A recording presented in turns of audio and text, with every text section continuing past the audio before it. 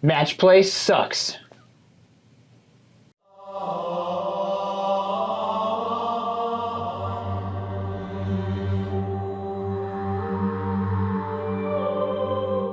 There, I said it.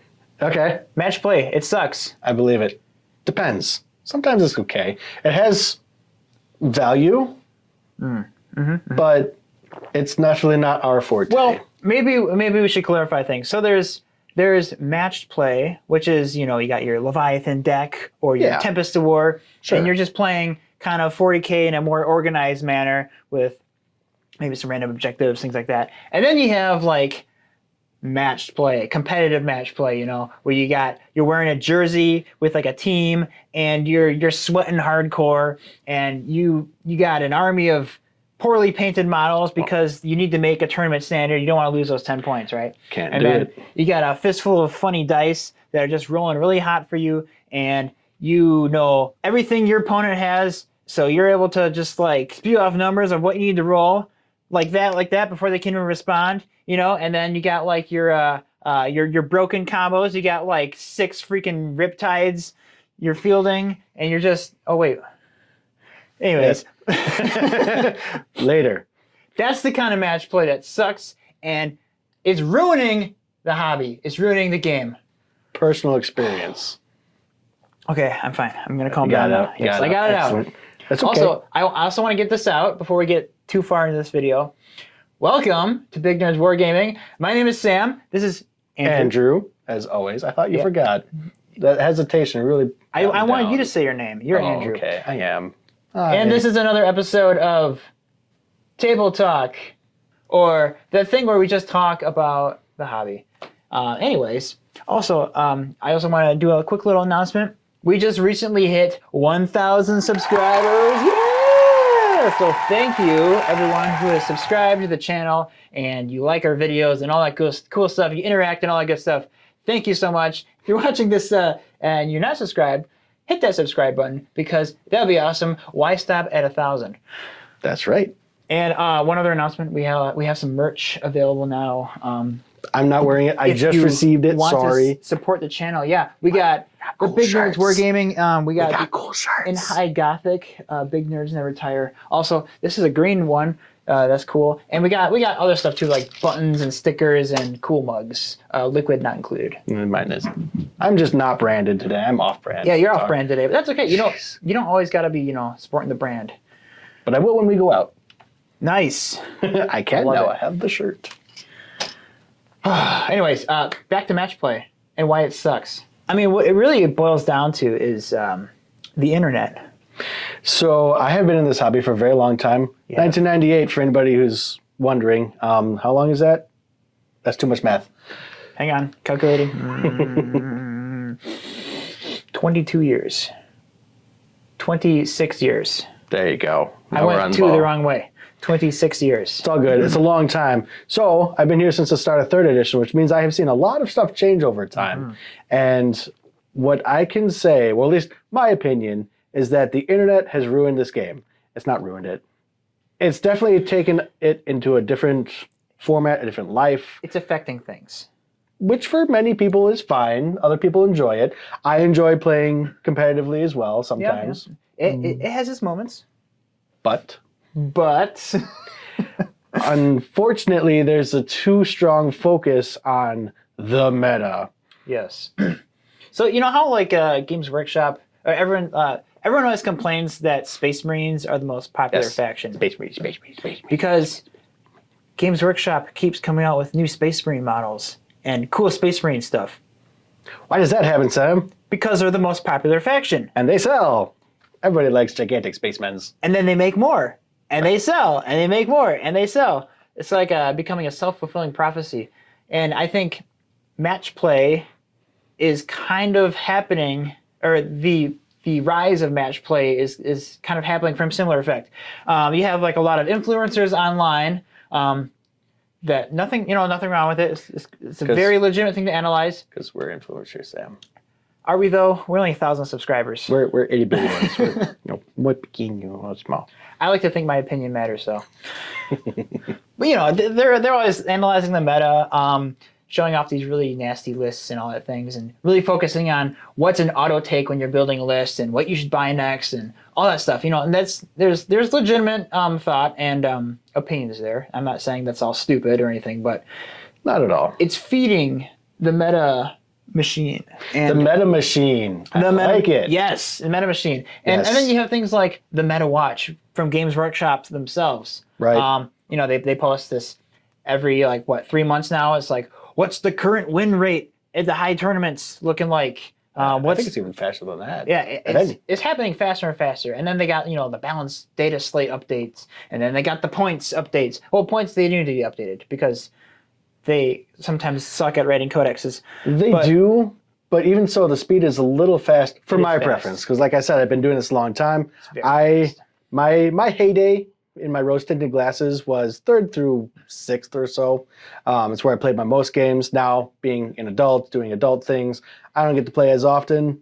So having my points change from game to game, it's just it's harder for me to keep up. And yes, I'm old manning it here, but I can. On top of that, the older you get, the faster life goes.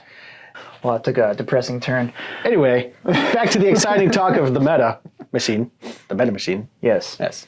So they're feeding the meta, and I feel like a lot of new people coming into the hobby, that's kind of where they gravitate to first because they're really familiar to playing a lot of video games. And what's happening with competitive tabletop games, especially Warhammer, is they're kind of taking, some concepts and things that you're seeing in a lot of competitive video games, like all the toxicity. Just kidding. But like League of Legends, and there's some in here. Competitive esports kind of games that you see these big events around. The players wear jerseys and they're taking very seriously.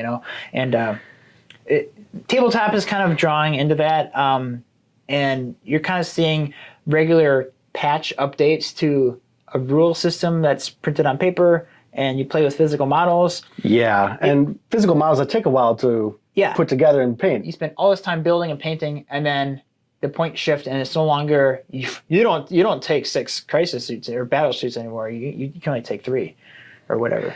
Yeah, that was an 8th edition thing. We'll get into that. But no, it's a very good point. New people that start up, because of the internet, they're exposed to so many ideas, which is a good thing. Mm-hmm. Not just exposed to match play. Yeah. They're definitely exposed to people just saying, take what you want. But online, there is a big portion, a loud portion at least, that says you must take X, Y, Z, which I'm going to take another funny old person tangent. So, long time ago, in the early aughts, I know that hurts my mortality too. The aughts? The aughts, the OOs, the 2000s. So the aughts, when I was a young lad online, 2004 to a while, I was on a forum called the Bolter and Chainsword. Shout out, you guys are awesome, love you. I'm still a mod there as well. But there was a... Flex, just kidding. There was a member called the Jesk. That's how we went by. Some of you old timers will remember this as well. It's funny because back then, there wasn't so much of a focus on the meta, the hardest thing to play all the time, stuff like that. At least in the Western world, as far as such things go. He was from, I can't say exactly where because I don't know, but he was from either like Eastern Bloc or Russia area, that kind of mix. And from a Western perspective, we actually got a pretty cool insight into their area and how they play tournaments. Yeah. How they played tournaments then was how we all play it now. Oh, really? Yeah, they were so hardcore back then. People were shouting them down online saying, stop, you don't have to take the best stuff every single game. Stop with your nonsense. And now what do? We tell all people to take the best things all the time. So it's just been a funny, strange shift. And not only the one, the second funny, strange shift for me is that when Codex City Fight, not Cities of Death, but City Fight, when that book came out, that was an eye-opener for so many people because... I might have it. Oh, you might. I know I do, of course. But most tables, more natural scenery. There were a lot of forest, there were rock formations. I do not have it. Huts. You have it. More natural scenery overall. Yeah. Because it had a bigger impact on play. It doesn't anymore, which is strange. But having such a crowded table like we do now, like the the standard Leviathan table setup where it's ruins every 2 inches. So, L's. Yeah, L's, the big L walls. I hate them. The L terrain for the L's. Yeah, okay, I'll go with that. For me, there's no immersion in it whatsoever. And yes, I've seen some really beautiful L's on the tables. I've seen some pretty beautiful L tables. But again, it's just, it doesn't fit with my mind because I don't catch up so fast with these at all times. Because again, I'm adulting. I'm now taking a much slower turn of life. But at any rate, we all play City Fight now, 100% all the time, at least on tournament tables. Non-stop City Fight. I am tired of it. I hate cities now. I loved cities back then because they were so rare, but now everything is cities. Yeah, I do remember that book came, when it came out. I used to have a copy. I thought I did, but I don't have it anymore. But yeah, I remember that being like a really cool thing, and we were all like, "Oh, this is neat. Let's build some cities. Let's get some cardboard boxes and make some L's." Wow, they were more. Well, they were cooler. They were cool L's back then. They were like U's. Yeah, we they had to actually use were like like a whole building with a squares. bombed out center and stuff. Yeah, I remember my brother. He made this really big. Games Workshop had a template you could print and cut out to make one out of like foam core, and my brother made that. And he made the Manufactorum. And there was like little Imperial Guard posters he like stuck on the side, and it was really cool. But yeah, you'd make your buildings, and that was cool, and that was a cool new thing. But yeah, now all we play is City Fight nonstop. Yeah, I still like the urban terrain. It's really cool. I like the idea of like a hive city under siege and stuff. Yeah. But I also don't want every single game to be that, There's I'm really excited to see like the frontierist terrain with like the satellite dish and the walls and stuff. That's pretty cool because that's kind of like shifting away from the city a little bit. So, but yeah, it's always still also if you're talking about as far as competitive play goes. But I guess it's good for competitive play for what it is now. Because everything's so killy. If you don't have L's, everything dies on turn 2. And if you're not beating your opponent by turn 2, you're doing something wrong. That was the attitude that was taken so many years ago that was shouted down so hard. But now that is simply what it is, and it's crazy. But yeah, the game is so hyper lethal still, even if it was toned down from 8th and 9th. Unfortunately. That we still need to have L's or else you just get wiped away. Yeah, you get L. So our gaming group, we've been playing Crusade, and we've also been playing Crusade on the channel here. So if you haven't checked those videos out, check them out. There's a link right here. He'll pick one of these spots that we pointed out. I forgot which corner it appears in. It'll be there. It's there. But yeah, you should check it out. We're playing the Pariah Nexus Crusade supplement, something that I think a lot of people don't even realize is out and is a thing because I see 0 content about Crusade online. It's always match play, or now people will say Pariah Nexus. Oh, isn't that the new match play deck that's coming out? Yes, but there's also Crusade supplement, Pariah Nexus. You should check it out. Sure, it is pretty sweet. But yeah, that's a lot of fun. You got the asymmetrical games. They kind of encourage not really city fighting all the time. Really interesting stuff, and upgrade paths. So that's my spiel about Crusade. It's the best way to play, but it just gets no attention because everything's drawn by match play. Everything. Well, it's not just that, but okay. So cities, as opposed to other terrain. Other terrain is covered by other companies very, very easily and cheaply. Trees, woodland scenics, rocks, your backyard, hills, Home Depot. Exactly. But what isn't so easily sold everywhere is geometry. L's sell. L's do sell. Because, making your own buildings like we were talking about is great, but it is a fair amount of work. And unless you are always cutting on perfect straight lines with, your bits and whatnot, they don't come out great. Mm-hmm. They really don't. They look nice, but if you're a perfectionist, they're not going to be perfectly straight. Yeah, and ironically, too, Games Workshop is making less scenery terrain these days because I think they just can't compete with all the cool designs that people are making. They can just 3D print. Yeah, I think printing... third-party stuff out there that's really great. Printing is awesome. It just has killed their scenery, which... I'm kind of sad about it, but it also... We have so much more variety now, so... It's true. It's a trade-off, Yeah. So... these thoughts are kind of swimming through my mind. Match play, and Andrew this whole thing started because me and Andrew were chatting online, and we were talking about how just match play is just the focus and everything is kind of ruining the game, and it's kind of sucking the soul out of the game itself, because you don't have these fun battles where it's like, well, I don't care if this is a little unbalanced, or if I'm just bringing a lot of troops. I want to bring a lot of troops because this is a battle where there's a lot of infantry and they're going against a bunch of tanks or whatever. You have these nice cool thematic battles, or you have these two epic heroes that meet and clash in the center, and you're not so much worried about like, oh, this is the most optimal choice of my army. We're worried about how cool it looks. Yeah, you're worried about the spectacle of the battlefield, and if it was going to be fun, and if your opponent was going to have fun.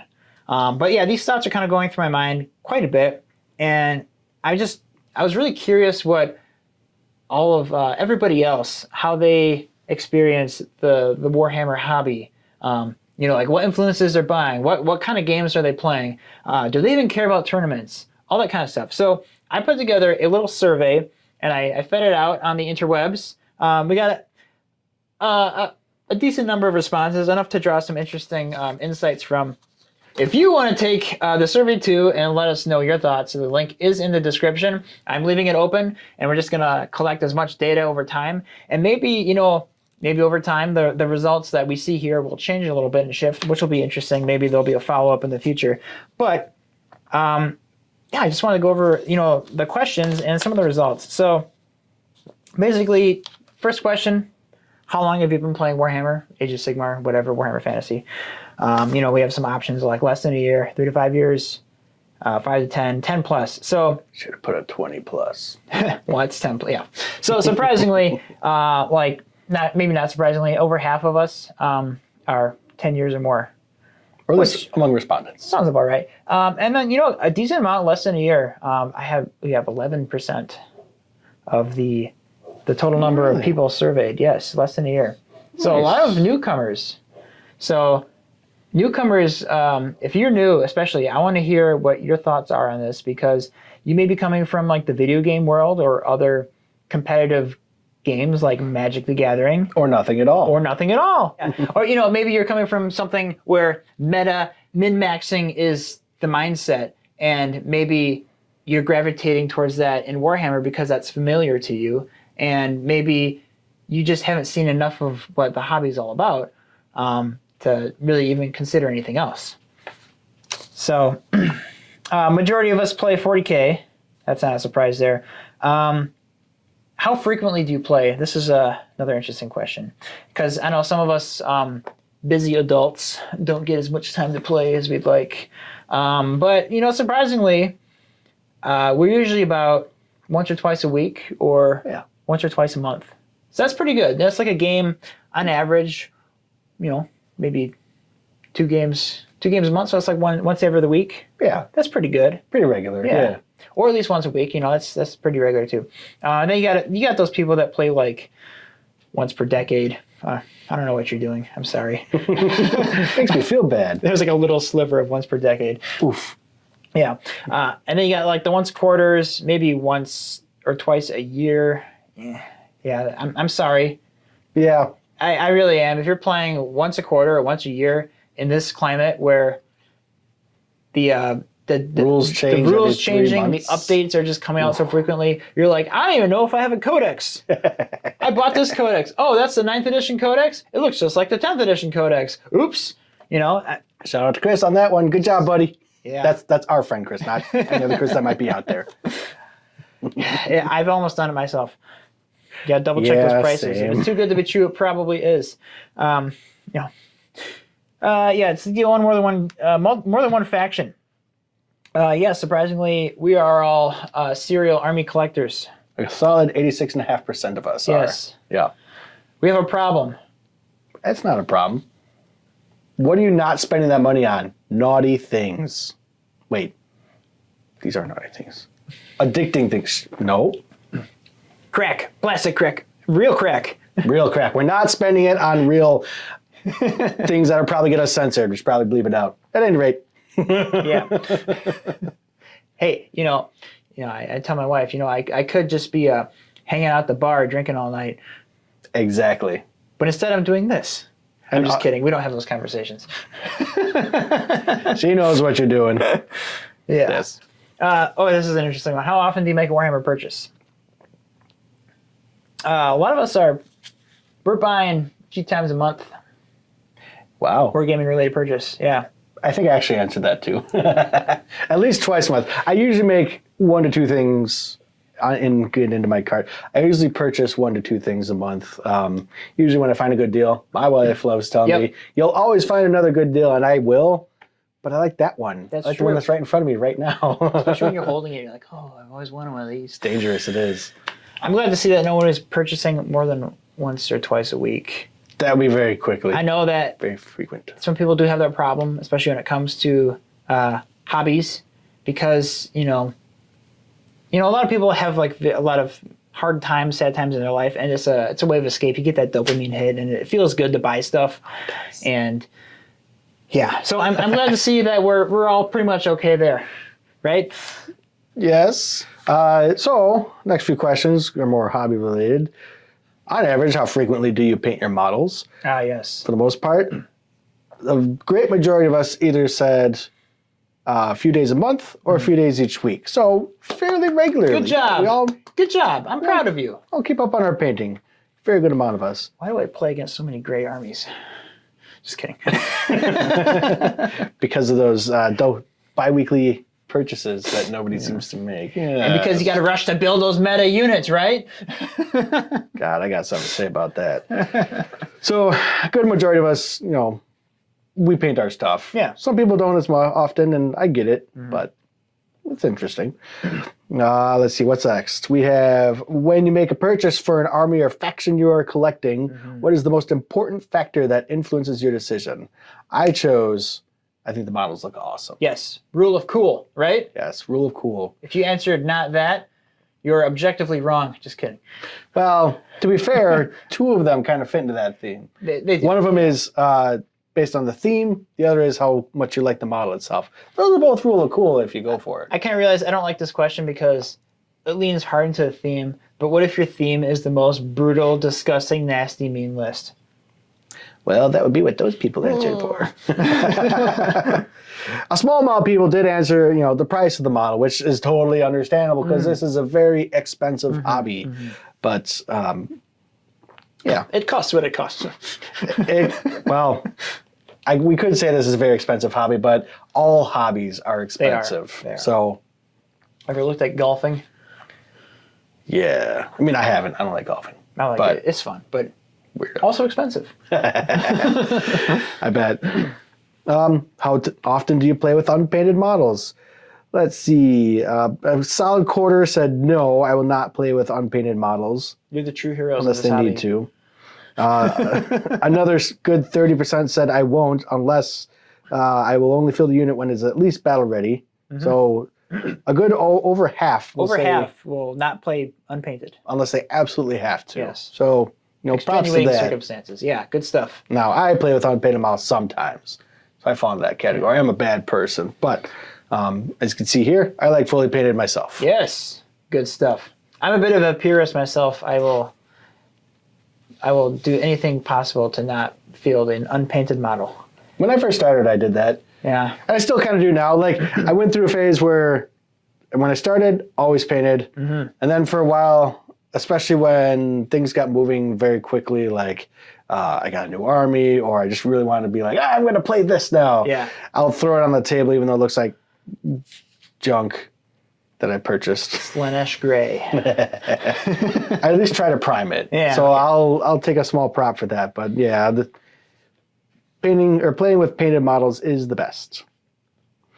Next one up is when you play Warhammer, what format do you usually play? What's the big one say, Sam? Oh, well, looks like match play. Sure does. Over half, which, in fairness, that's With a casual the focus. majority. And, I think there's good reason for that. And there's a quarter of that match play with a competitive focus. Yes. So about a quarter of us are really competitive, sweaty players. And then about half of us we'll play match play. And I think the reason why that is so high is because, quite frankly, if you're comparing match play to like a narrative or custom game, there's a lot more effort you have to put into doing a narrative game. Or if you're even playing Crusade, all the bookkeeping you have to do. Trust me, it's worth it. Try it. Don't be afraid by the bookkeeping. Watch our videos. We have lots of such videos of us doing exactly these cool things, but they do take effort to set up. They do. It just is what it is. But it is worth all the effort. So, you know, like back in the fall, we did this cool zombie escape the City of the Living Dead 3-part narrative game. Completely homegrown rules based off of 40K rules. And it worked out great. It was a ton of fun. You should check it out. But yeah, if you don't want to go that hardcore, there's also Crusade, which kind of gives you a nice template and format to follow for narrative games. And you'll get some really interesting missions that are a little asymmetrical versus what, you know, your standard even Steven match play kind of games. But, you know, match play games are a lot easier to play. Just pick up games because you just build an army and you take it and you get a deck of cards and you just play the game. Right. Now, in fairness to match play, as opposed to our preference for narrative, we take the time to set up and go play at each other's houses or at the store, but we plan out our time accordingly. Yeah. Not everybody has that luxury and they just want to go play Warhammer. They want to just show up at the store and throw down against somebody just to roll some dice. They're having fun just like we are. They're not in it to win it super hard. They just want to be able to play, which we're with you. Yeah. That's what the match play is about. That's why there's only a quarter of them that are super hardcore. Every now and then, we'll say 1 out of 3 times, based on these statistics. If you're playing just a random person in a store, you might be playing against a competitive match play player and not know it. And you get tabled in turn 2. Then you'll know it. And then you'll know it, and you'll probably not want to play that person again. The person could be nice, though. They could be super nice, though. You just don't want to play that style of game again. Yeah. And again, there's nothing wrong with any of these style of plays. Yeah. We're going to throw that out there, you know, midway through the show. Except for competitive match play. It's ruining the game. We're just all over the place. It's how we go. You can't have an opinion without a dissenter. A dissenter. It's true. Or, they all can't be winners. Speaking of winners. Do you keep up with YouTube channels for the meta? We have about, we'll say 50-50. It's a pretty close margin. It is pretty close, but the slight majority say no. We do not keep up with the meta on YouTube. I am one of those people who does not watch the meta on YouTube. I started off watching YouTube stuff for painting tutorials because... Oh, yeah. So my hobby history, I played a lot when I was a kid. And I played throughout high school and beginning of college, and then I kind of took a break and went through college, got married, started my job and all that stuff. And then it wasn't until I think it was 2021, I saw the Indomitus launch stuff. Somehow it came up in through a Discord I was in, and I was like, oh, Warhammer. I haven't thought about Warhammer in a while. And, I had some Aliens miniatures that I was painting for a miniatures board game, and I was painting those, and I said, wow, I really miss painting Warhammer. And I just kind of went full back into it. And where was I going with this? Oh, I started watching YouTube for painting tutorials because I had no idea what I was doing, and I wish we had YouTube back in the day. I would have been a so much better painter back then. I learned so much stuff. Now, the internet has ruined Warhammer. Yes. I will say that one way. It has also greatly helped it. On the other hand, it has greatly helped it by allowing artists to to represent themselves out there, to provide all these cool, helpful hints and stuff that you see. So many cool tips, techniques, things that would not be shared if we didn't have it. Exactly. We can learn stuff from guys in Spain. Not a problem. Yeah. Amazing. You could read a blog on the old interwebs, but a video is such an easy way sometimes seeing they're explaining does it. Well, when you dry brush, you brush off most of the paint and then you flick it over the model. It's okay, but how come when I do it, it looks like crap? Well, you can actually see someone do they show their technique for how much they wipe it on their fingers, about that much, that's what you need, and then they show it. It's and that's the final thing that clicks for you, actually seeing it. And YouTube is great that way. Also, I also watched a lot of YouTube for I got back into Warhammer in 9th edition, where the rules were very different, intense. Yes, I remember it seemed simpler than what I remember Warhammer being, but yet it was way more complicated. at the same time. I think it was the detachments and stratagems that really complicated it for me because you're doing a lot of flipping back and forth and lining up keywords and stuff. Yeah. But anyways, watching a lot of YouTube battle reports really helped me learn the game so I could play faster in 9th edition and just really kind of get my full stride going. It does help, yeah. Yeah.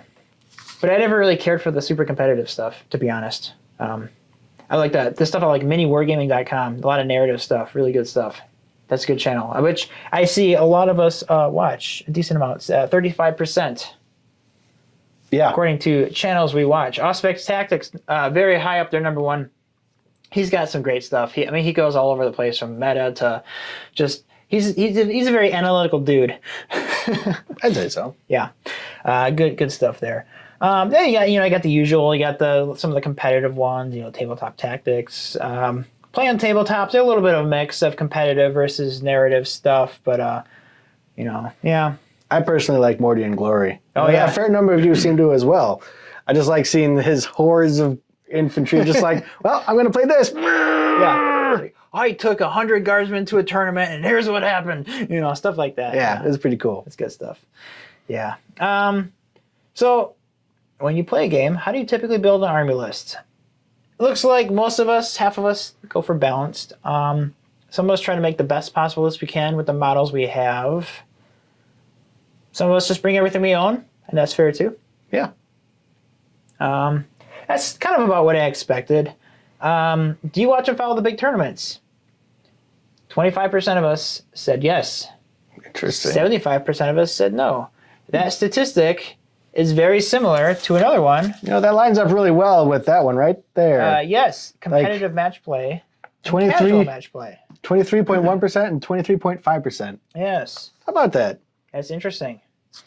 Granted, we don't have... Correlation is not causation. No, that's true. That's true. We don't have like a massive amount of responses from the survey, but enough to see some interesting patterns. 52. 52, if you're curious of the number. I know. And that's where everyone clicks away like, oh, only 52. What do they know? Yeah. Well, okay, this is a good one. Have you played in a local competitive tournament? 51% said yes. 36 said no. And then the other remaining was no, but I want to. Good for you. Yeah. More power to you. Give it a try. They can be a lot of fun. I had a lot of fun at Adepticon. Local ones can be fun too. It's really a roll of the dice. No pun intended. How frequently do you partake in tournaments? So we have most of people not playing in tournaments. Makes sense. More than 50. A bigger majority, yeah. We got like a small amount once a month, and then the other bit once a quarter, and then we have about a quarter of the people responding about once or twice a year. So that's kind of where I'm at, once or twice a year. Dip your feet in. See how it's going. Yeah. Yeah, just kind of see what the scene is like, see what people are playing. Sometimes, you can be like Andrew and bring a silly list with like an Eldar Titan. It didn't do well. It went a lot worse than I expected it to be honest. But it's all good. That's funny. Agree or disagree? Agree to disagree. Playing what is currently good and competitive is most important to me. We have a small sliver of you agree or strongly agree, and then it's kind of neutral to disagree. So it seems like by these responses, a lot of us don't really care what's good and competitive based on what we play. But yet we seem to be very invested in the meta for some reason. I guess I'm curious to know what's really good, but we don't necessarily play what's good. Interesting. When building models, I always pick the most optimal loadout based on the current edition rules. Once again, we have agree, strongly agree. That's kind of about a third of the responses. And then everywhere else is kind of neutral to disagree. So once again, back to kind of the rule of cool. Right. Yeah, what you like. You're not going to sweat it if you're not building the most optimal loadout. I think part of that comes from, back in the day, don't take as many shots as you think you're taking for how many times I'm saying this. So it used to be that WYSIWYG or what you see is what you get It's what you have to play. is what you have to play. Exactly. That was a huge rule in the past. Adrenal gland to toxin sac. Tournaments absolutely enforced it. Nowadays, it's not enforced so much anymore. Oh. And I think that could be just because of the way the world is. It's not easy for people to just get 6 riptides and build every single conceivable variant. Yeah. I mean, I magnetize them because I do that. But they give you a lot of choices. right. Yeah. Or like Imperial Knights is a good example. Yeah. Like, does Games Workshop really expect people to glue all those knights together Yes. and buy like 6 knights so they can have all these different loadouts? Yes. That's what they want you to do. That's what they want you to do. That's how they get their money. But where I was going with that is that, a lot of, as we've gotten older, probably because of our trauma of having to deal with it, we're more relaxed about it now. The TOs that are our age or older, well, any TO really, many of them are much more relaxed about it. As long as you are clear to your opponent about what has what, that usually gets by just fine, within reason, but... Yeah, as long as it's like they're visually different to some regards. Like, actually, this guy with a storm shield, he actually has a minigun, so I'm sorry. Or whatever. Something to that effect. Yeah. That's an interesting little one to think about. There's lots of variables with it. Oh, agree, disagree. If I don't focus on the meta when building and collecting, I won't win any games. Disagree. Neutral. I'd say we're mostly neutral to disagree. About half, I should say. So half of us are worried about the meta. That's a fair thing, though, because... That's kind of the state of the game. It is a state of the game. As much as we're raging against it, it is still what you're going to see most often in those environments. And because of those darn influencers. those darn us-like people.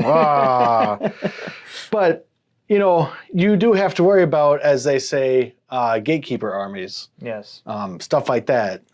So, I mean, it is worth, no, it's not worth wasting your time on, but it is worth looking into. Yeah. There's a need for balance, and yes, every game I play must be as balanced as possible. Well, you are in the wrong mindset for Warhammer, my friend. Yes. Oh, apparently about half of us disagree with that statement. Oh, somebody strongly agrees. It must be as balanced as possible. Yeah. Now, in fairness, balance is good. We do want balance. We want balance. There are many ways of going about it, and constant points updates I don't think are the best, but maybe for some people they are. It's easier to digest, I think, than wide sweeping rule changes and balanced data slate that directly contradict something you see printed in your book. That's true. So I get why they gravitate towards points more, but yeah, I don't know. It's hard because it's like you want the game to be somewhat balanced, but you can't balance Warhammer. And that's why I think honestly, it's not a good competitive game. No, it's not. Well, that's just it. And that's the whole point of this is like, we're trying to make it a competitive esports kind of game, and it's just, in its core, in its bones, it's just not that. It can't. When it comes down to dice, you just can't. Like, okay, there's craps at the casino, stuff like that. But is it competitive? You're not playing against another person per se. You're playing against the dice or yourself. Yeah. And there's just so many variables in terms of, first the dice, what models you have. The terrain. The terrain, how much terrain you can afford or not afford. Yep. Even so, you can make simple terrain. I get it. But still, there's too much. The models, the loadouts. Yeah. And there's so many variables, it's impossible to balance. It's not 2 soccer teams going against each other. Yeah. It's not 2 people on the same console going against each other. It's an army of bunnies going against the army of German shepherds. Who's going to win? I don't know. How many bunnies are there? And they could be mixed. They could be mixed in between them as well. Yeah, there's apples and oranges, it's crazy. Yeah. I think don't make it an esport. You can't do it. You can't do it. And I think that question kind of really brought us back to the core of this topic.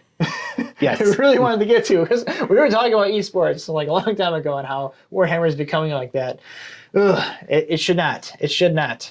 Don't be a Jersey boy. Yeah. I mean, do whatever, but Do what makes you happy, I guess. do what makes you happy. If being a Jersey boy is, great. If not, great. We have our opinions. Everybody's got an opinion. Yeah. Strongly disagree. Agree.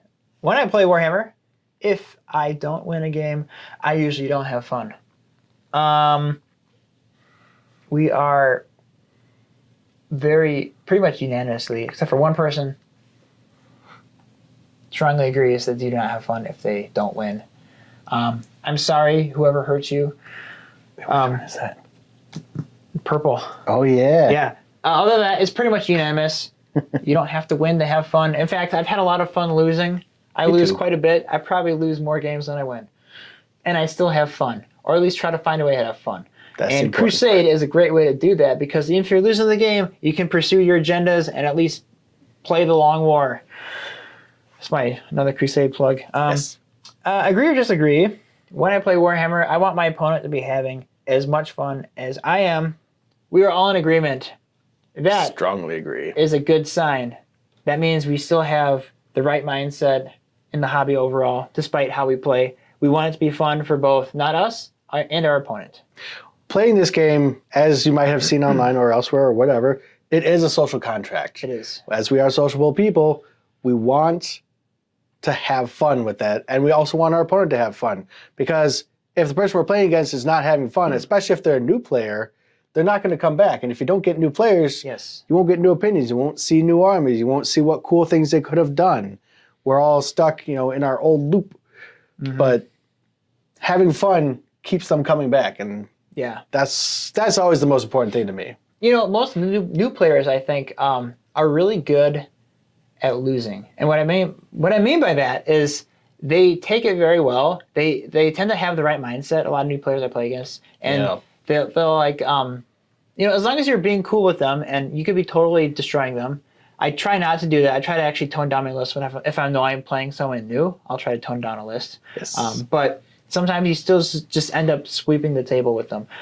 Those dice. But yeah, as long as you're cool about it, they'll be cool about it too, and they'll kind of taking it as like a learning opportunity. Sometimes after they'll be like, hey, so like what could I have done differently? And then, that's a perfect opportunity. Oh, I noticed you did this thing here. Or even, this also ties in, when I'm playing against a new person, especially, I will often point out things that they could or maybe should do to their benefit, even at your disadvantage. I'll often do that. It's the right balance. You don't want to be like telling them how to play their game, right? But like, if you have a gotcha in your pocket and they don't know about it, it's kind of like, maybe you shouldn't activate that unit to fight first because you didn't fight first over here, and I could activate and probably kill them. They'll be like, oh yeah, thank you, because it's like they'll have an opportunity to do something, So things like that, or like, remember, I have this weird rule that lets me do this, so are you sure you want to do that? Things like that, kind of like hinting them along. But yeah, you don't want to offer too much unsolicited advice either, because that's no fun. I've had that. I've been on the receiving end of that before, and it's just kind of like, it can feel a little condescending. Yeah, it's like, oh, well, thank you once again, thank you. Yep, great. I just wanted to hear more. Just let me make my own mistakes. Learning from mistakes is how we do. Yeah, but yeah. So we're mostly that's a good sign that we're mostly nice to new people. So that's good, and we're pretty nice to each other too. As far as takebacks go, most of us will be cool with people taking back. Oh, yeah. Like a little takesy backsies. We all make mistakes. We have a lot of takesy backsies on the channel. Yes. You see that? Sometimes we even edit it out. Sometimes not. Sometimes not, yeah. Match play is the best way to play Warhammer. We have disagree, neutral, agree. So it's like a quarter of us are pretty sure that match play is the best way to play Warhammer. The rest of us are kind of like, there is a best way to play Warhammer, and it is not this. But I don't know what it is. That makes me feel good about our opinion. It does. It does. A lot of us are Warhammer agnostics. We don't know. There is a best way to play, but we're just not quite sure. Or at least it wasn't on your chintzy little survey. Yeah, it wasn't on a survey. But what about narrative play? Is the best way to play agree or disagree? So it's actually a little bit less as far as agree goes. Actually, wait, no, wrong one. It's actually much, much more. It's a little more than a quarter. It's about a third of us. And that's just the agree. That doesn't include strongly agree. Yeah, I'm talking agree and strongly. That's Yeah. about a third of the overall pie. Easily, yeah. Yeah. So a third of us think narrative play is the best way to play, and then the rest of us are kind of neutral. Maybe depends on how I'm feeling, and that's valid. Sometimes I'm feeling more in a match play mood, and I want to play with the Leviathan deck or Pariah Nexus deck when that comes out. You know, the Tempest of War stuff was great. I love what they did there. Yes. And that's a fun way to play. It's perfectly fine. But yeah, I think I have the most fun when you have a good group and you're playing Crusade and you have this kind of larger narrative unfolding between the games as people are sharing who won, who lost, and you're kind of like, you're seeing these adversaries that you're going up against time and time again and seeing how their armies are getting stronger and how yours are getting stronger. You're kind of like building to counter these different players are playing against, and it can be a lot of fun. The arms race. Yes, the arms race. Agree or disagree.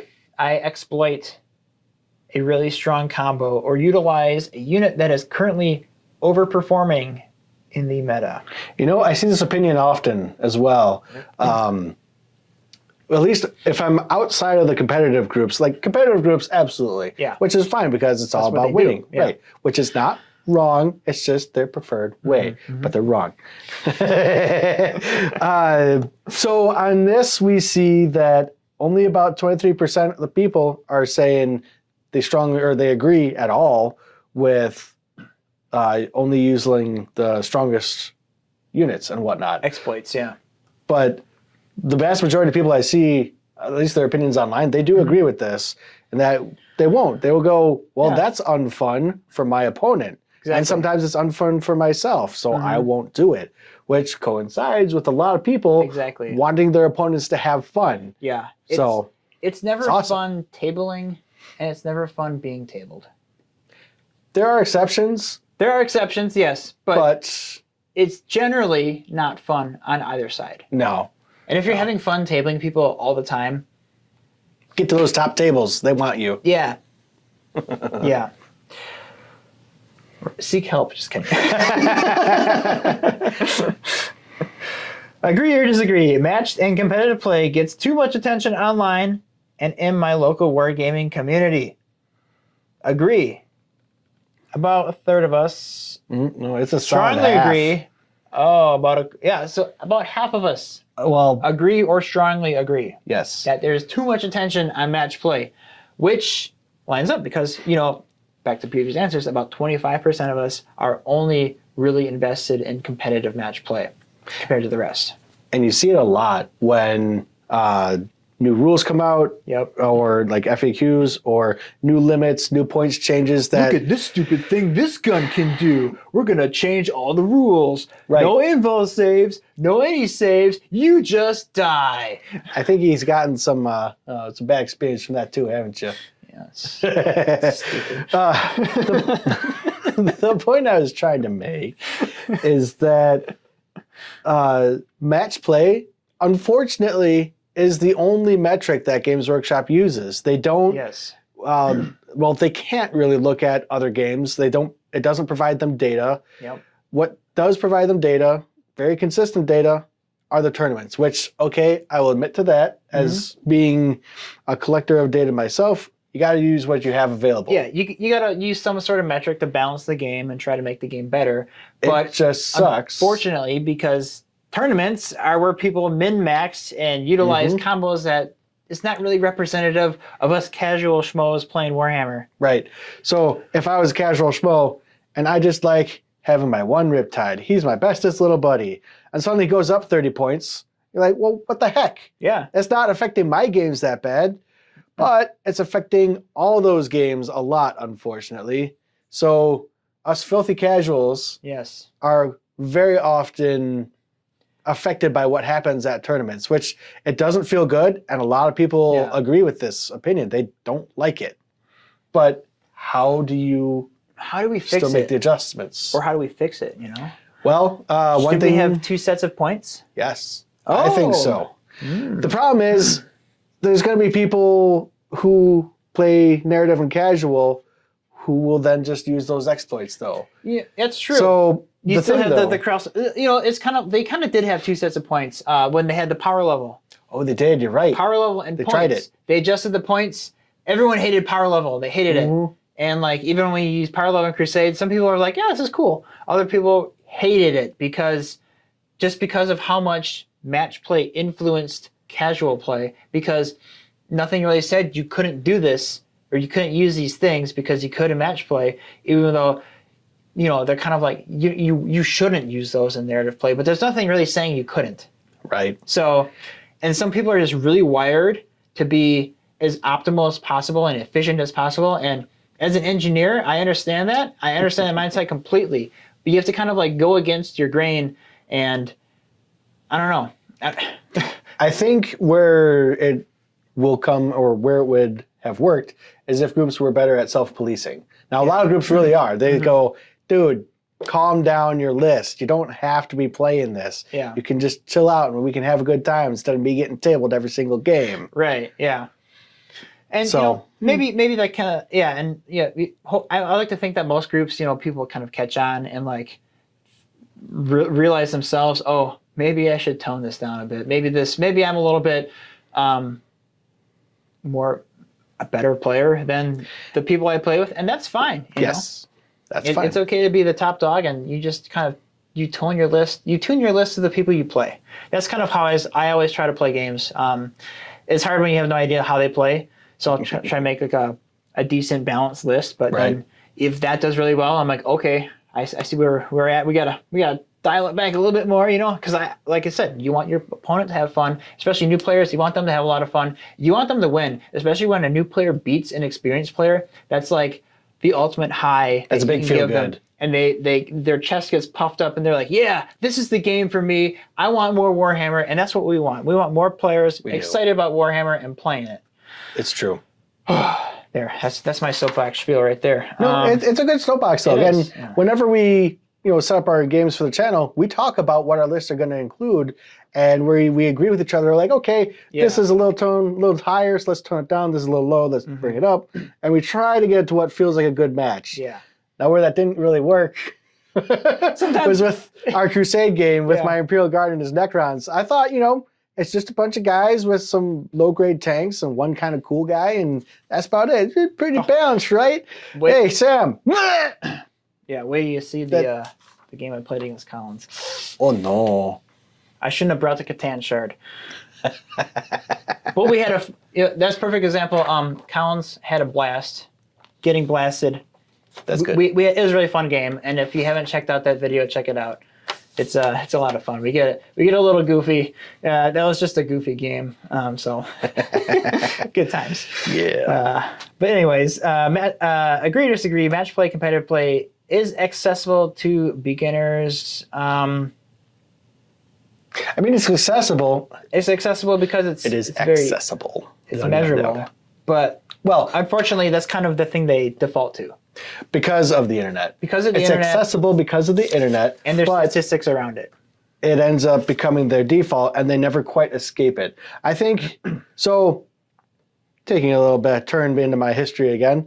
So when I started, I was like any other new player. I just had whatever. And then after a long time of playing whatever felt good, I did want to get into the competitive scene. I did want to actually try. So like I would go to tournaments, but I would take what I just like to have bring. Yeah. And I was like, how will this compete against an actual tournament list? Slam! Sometimes. Sometimes it did. That was my experience in Modern Warhammer, at least. Modern Warhammer, unfortunately, you cannot often take the things you want to take. I got the starter box and a couple other units. Let's see how I do. Oh! Not so good. I'm like, I don't have enough Space Marines because what I have isn't competitive. 5 more Space Marines. Anyway, so like 3rd through, let's say, about 5th, I would take stuff to tournaments, but I wasn't really like super into it. Like I was just having fun rolling some dice, getting my wins every once in a while. Usually go 1 and 2, 2 and 1. It's fine. That's not bad. And then in 6th and 7th is where it really got competitive. I think that's where the competitive scene before Games Workshop made it their competitive scene actually was pretty much the strongest. Like, I don't really like how it is now, but I digress. Yeah.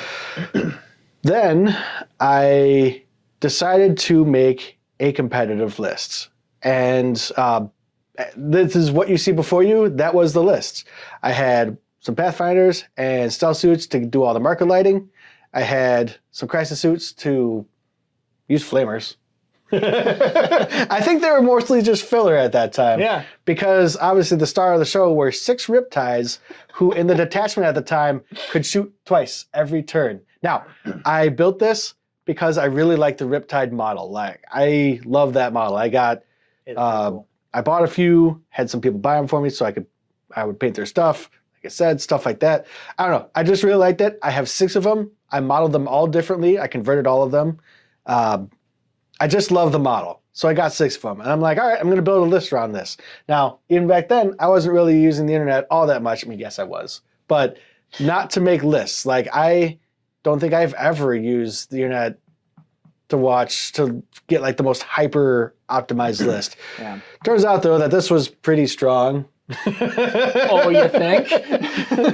So I took it to Adepticon, and I did really well with it. Had a good time. Everyone thought it was cool. Yeah. And it was winding down in 7th edition, I think, at this point, because that was the height of the formations. That's what it was. It was a formation that allowed you to utterly obliterate your opponent. Spearhead or whatever. Yeah, stuff like that. Yeah. And I took it to a tournament in Oshkosh, Wisconsin. Love those guys. Shout out to them at Adventure Games. Had a good time. What was funny, though, was, yes, I steamrolled my opponents. That wasn't the funny part. The funny part was my 3rd round opponent. He was a cool guy, but he was like intense. He was an intense guy. He was there to win. He also had a strong list. That's why at the 3rd game, he and I were both top table, squaring off. So it was really tense. Until I fired, yeah. So my first turn, I wiped out a lot of stuff, and he got mad. Red face, veins popping, pulling models.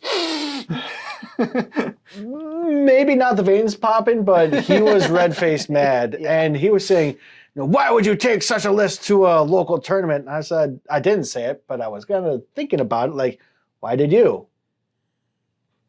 Yeah. In fairness, this was a really strong list at the time, and I just didn't have anything else painted, like fully tournament painted ready. So that's what I brought. And I do feel bad that I steamrolled people, but I had fun, all the same. Because look, they're all cool. All cool. So zoom in on that. They are cool. Yeah, they are cool. So, end of the day, we don't like steamrolling people, but sometimes it happens anyways. I mean, yeah, who's got a perfect track record? It is what it is, and it's a very imperfect game filled with a lot of imperfect people. Yes. But yes, we are. Something about war games, I feel like it attracts a lot of society's rejects in a way. And a lot of normies. You don't want to look at 4chan Warhammer. No.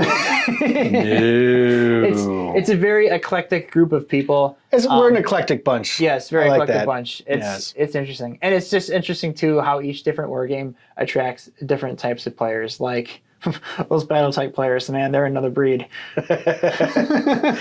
Yeah. I love you, though. It's good stuff. But yeah.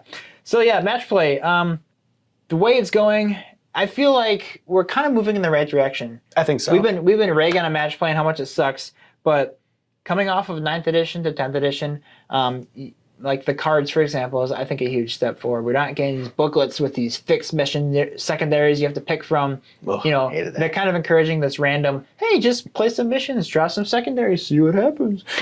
I think that build a list that could handle anything instead of hyper-focusing on these 3 secondaries. However, you can still pick fixed secondaries, which I think is lame, and you shouldn't do it. Always go random. Yes. Tactical or bust. I think that came back. So that was pretty strong in 7th edition. I was really good at, what was it called then? Maelstrom. It was called Maelstrom. Yeah. And I was really good at that. My Necrons did silly things because I was just prepared to play whatever might come up. Yeah.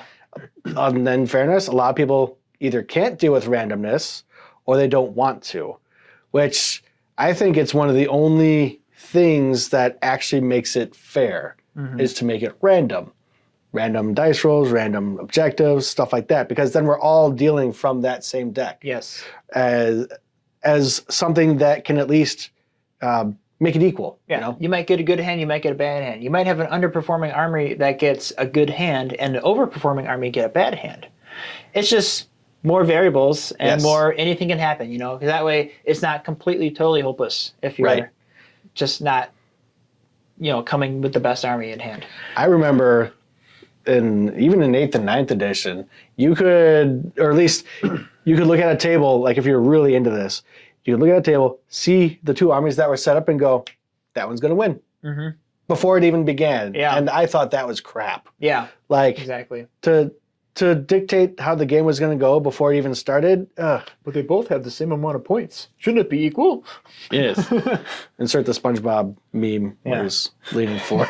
But yeah, so match play, I think it is moving in that direction. I'd like to see, maybe they're just trying to simplify the whole thing more, and maybe they're not intending to make it less esportsy, but it's a side effect that's happening, which I'm okay with. Yeah. And then as far as Crusade goes, I fear that we're not going to see it in 12th edition or 11th edition. You think it's going to go? I feel like it could be on the out. I feel like it wasn't super popular in 9th edition. They came out with a lot of supplements for it. Maybe they just oversaturated. Well, people were like, well, if I have to play this supplement, if I want these upgrades, I have to play this supplement if I want these. And it's just like, there's just too many of them. There were a lot. And I think, so in fairness, what really happened with 9th, COVID happened during 9th. Yes. That sucked. That completely messed up the whole edition. And the Suez Canal, Muckaroo, that screwed up the release schedule too. Yes. Because so many things were put out of place that you had all this narrative stuff coming out before codexes. Yes. Like their trend has always been get all the codexes out, then all the narrative stuff afterwards so that everybody's on the same page. But you had years of people using indexes, which is bonkers. That has never happened. Yeah.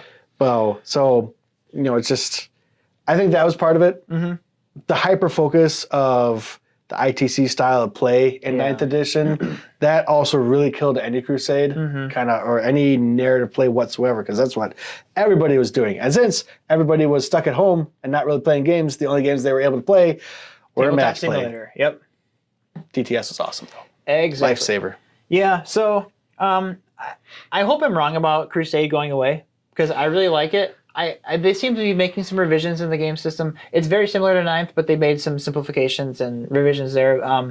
And we're on our second Crusade supplement. So we had the Tyrannic War with the launch of 10th last summer, and then we got the Pariah Nexus, which came out a little earlier this year. So maybe we'll get another one in the fall. One a year feels good, though. But it does feel good, one a year. It gives you enough time to play through it, at least once or twice, experience it. And there's a lot of missions. There's 2 sets of 6 1,000 and 2,000 point missions, and then there's one set of 3,000 point missions.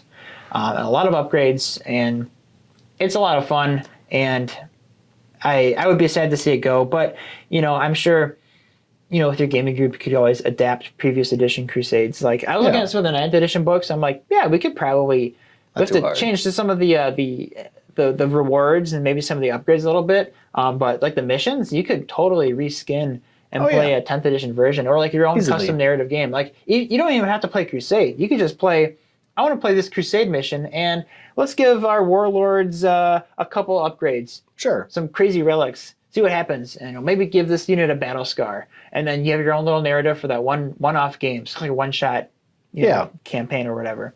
Well, every previous edition before Crusade started in 8th edition or 9th? I know for sure it started in 9th. Okay.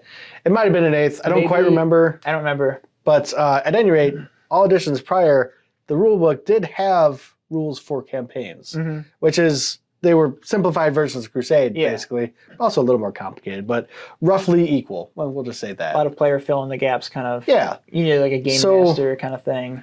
So I think that kind of stuff will live on. Mm-hmm. Oh yeah, that's not going away for sure. No. But whether it's continual releases like how it is now or how it was before, I don't know. We'll see though. Yeah, we'll see. Well, I think that's about going to wrap things up. Yeah. What are your thoughts? Do you think competitive match play is getting way too much attention? Do you think it's hurting the hobby? Do you think it's hurting the game? Do you think it's helping the game? Do you think that there's just not enough narrative focus? Are social media influencers negatively influencing the hobby? Or is it, A mixed bag. a mixed bag, because I know there's all sorts of different channels, but in my opinion, it just seems like the bigger ones seem to be very match play focused. But What do we know? what do I know? But yeah, let us know in the comments. I'm sure this will spark some interesting discussion, hopefully. So yeah. Or reach out on any of our other social media platforms. Exactly. We are on. Follow us on the X, formerly Twitter. We have the Instagram, and those are the active ones. Reach out and touch us online. Yes, in the comments. I do respond to the comments, and I do read every one of the comments. Yes, we do. So you can be as nice or as mean as you want. I'll filter it for his feelings. Yes. Some comments just really hurt. Just kidding. I got tough skin, so yeah. Let me know. Guys and gals, thanks for watching. There we go. And we'll catch you in the next one. Bye. Excellent.